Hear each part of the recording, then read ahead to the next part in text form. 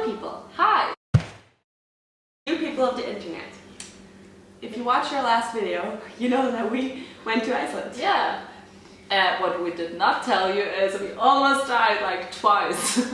Yeah, basically, no, we had like 3 car accidents and stuff. Like. Oh yeah, right. So, yeah, Iceland is dangerous if you drive.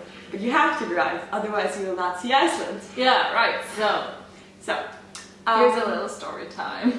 Story time! So, the first thing we need to tell you, please drive carefully and have a good driver drive. So the first thing you need to expect is that the weather changes every 5 minutes. So it can be really sunny and then the next minute there can be like a really big snowstorm. Yeah. And if there is a snowstorm, you won't be able to see anything. Yeah, it's like it's gonna be really, like a white wall in front of you, like and that's really, all. really like fogged and just like there's snow everywhere. Yeah. And like you can't see anything, especially because like the streets, they're not secured. So it's like you can see the white because it's like Iceland is white, like there's snow everywhere, and then there's like snow coming down, and there's also like snow everywhere. And there's also wind blowing, so the snow from the sides gets like pushed to the road, and like there's snow from above, there's snow from like every direction. You so will not, see you will like not see the street. And it's gonna be very slippery because like of course they will clean the streets like the Icelandic people, but they won't be able to clean like every single time there's a snowstorm because of the weather is so unpredictable there. So the first thing that happened to us, little story time, was when we already said that we went dog sledding. Yeah. So we got picked up from the agency, and like 5 minutes in a car, and we drove into a like bush, like over a rock into a bush. Yeah. So thing was that he like there was like a curve. And even though like he turned the steering wheel, like the car nothing just happened. slipped. Yeah, nothing happened because it was the like, road was so slippery. Yeah, right. There was like no grip and stuff. Even people from Iceland, like it happens to them too. They had modified cars like with huge like wheels, and they still like slip off the road. Yeah, they had to like lift our car up and then pull us out. So yeah, just stay calm. Like Icelandic people are so nice. They're going to help you, so don't worry. The number to call is 112. Yeah. Oh, the second thing that happened to us was when we were driving on our own. It was the last day. We were driving from Akureyri to Reykjavik, and I was in the back sleeping, and suddenly I woke up because like there was this like really loud noise, and I woke up and our car was like flying, which was really nice because I have been in a car accident in Iceland before, and I was also in the back sleeping. Woke up because it was really loud. Yeah, so I was like screaming like, no, I don't want to die in Iceland. I don't want to be in a car accident again. So it turned out there was like this really, really big pile of snow. Yeah, and it was like half frozen, so we could like drive through it. So and because there was like this really, really big snowstorm, you couldn't see it. Yeah, like I was sitting in the front and like I was paying attention to the road, and like it was like half a meter before the ice thingy, like mountain, whatever it was, like appeared. That's when we saw it. Like it was too late, like to steer to the left or to the right or like anywhere. Also, just like we had to drive through it, or in that case over it. What happened was like we were driving 90 kilometers per hour, I think, and like the car just flew over this pile of snow, and like for a second, like none of the wheels were touching the ground, so it was super scary. We didn't know if we were still on the road or if we had like drifted to the side or anything, because it was white everywhere. And it was like really, really loud when the car got down. Yeah, like it crashed to the ground, and that's when we lost a part of our car. Like in the back there was this plastic thingy that fell off. We didn't notice at first, like we stopped after like 10 minutes like to check the car. And like we noticed there were like cables and stuff like hanging out, like cords hanging out from the back, and we were like, oh fuck, because it was a rented car, and yeah, which was nice. Yeah, it was like the coverage of the like parking sensors. Yeah. So yeah, So the sensors were hanging out, and then Anna found like the string, and we tried to tie it up. Like, yeah, so it wouldn't like be in the ground all the time. So yeah, that was the first thing. Well, actually the second thing. But yeah. The first thing on that day. Yeah, first thing that day. So the other thing was we came to this like road that went up a hill. Mm-hmm. So we could already see that there's like ice and snow, like. But like on every single street in Iceland, there's like ice and snow. Yeah. So we were like, well, whatever. So we were driving, and then it got really, really slippery, and like we were like drifting, and then from time to time we got like stuck, but we were like, well, we can't drive back for 9 hours, so we were like, we have to like push through. Mm-hmm. And the thing was like, it was like a road on the mountain, so on the other side there was a cliff, and it wasn't secure. Like there's a mountain, there's a road, and there's a cliff, and that's it.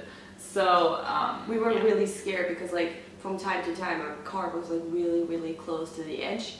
Yeah. So that was really scary. And then at one point we just got stuck. Like we couldn't go back, we couldn't go forward or do anything, and the engine started to smell because we tried so hard to get out. So we were like, okay, no, like we can't like continue because we're like break the car. So what we did, Anna and I got up out of the car. Our friend Crazy stayed in the car, and we walked back to the next house. Like it was like a 20-minute walk, like let's say.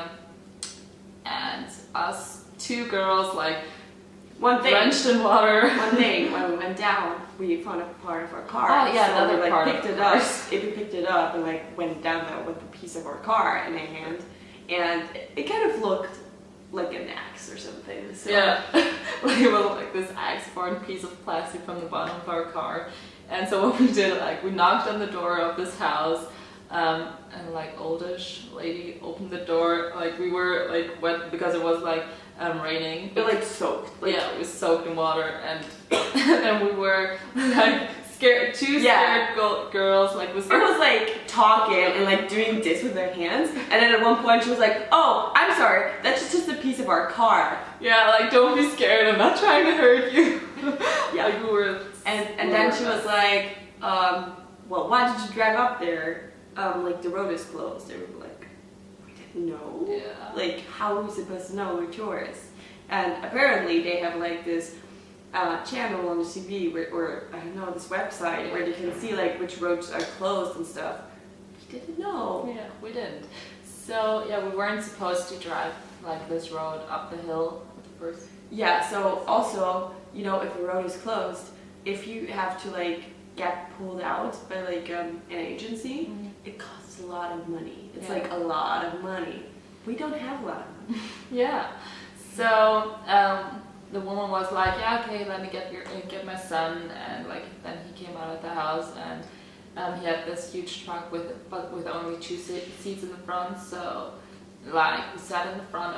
I was sitting on Anna's lap. We couldn't like put our seatbelt on because like I was sitting on her lap, and this guy like drove with us to the hill where like we left our car and our friend.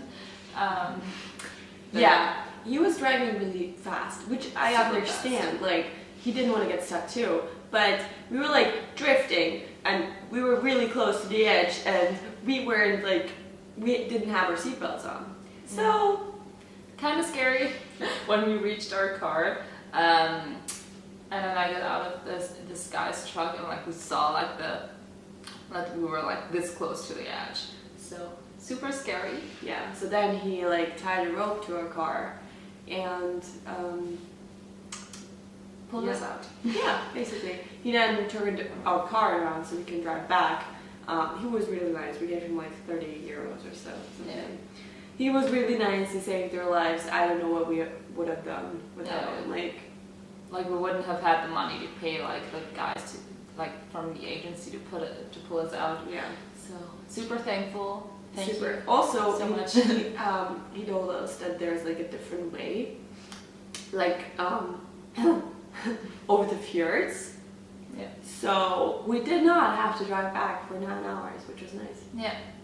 But our, I think it was supposed to be like 11-hour road trip turned into a 20-hour road trip.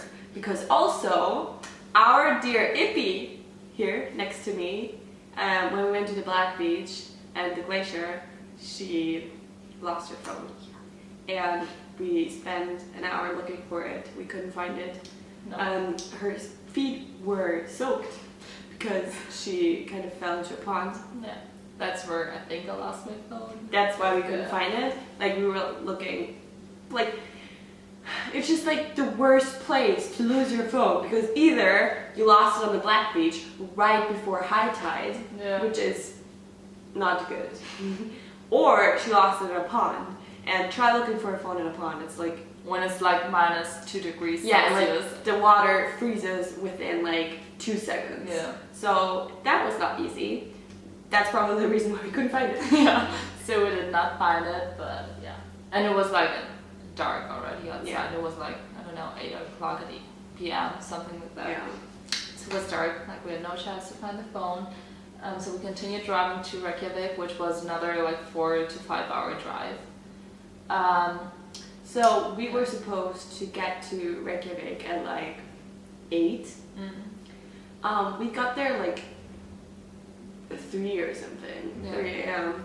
And directly to the car rental place to return the broken car. At the car rental place, we had to pay like 1,000 euros. Although we had like insurance, but like that was like 1,600 euros. Yeah, and now we hope that we get the money back from the insurance. Yeah. Yeah. So yeah, then from like we gave the car back, like went to the airport and like flew to Amsterdam, from Amsterdam back home. But one thing you need to do if you get a car and if you rent a car in Iceland, get insurance. Yeah, get an insurance, because chances are high that you will get into like a mini accident. Like, hopefully not, but like chances are high. But they're expecting it, so they were like really cool with this. We were just like, so here's the car, but it's kind of damaged, and they were like, okay, where is it? Like, where's the damage? Just fill this out. They were like, yeah, they know. Like, we'll fix it. They were like prepared. Yeah, right. So yeah, we have some videos of us driving. So here you go.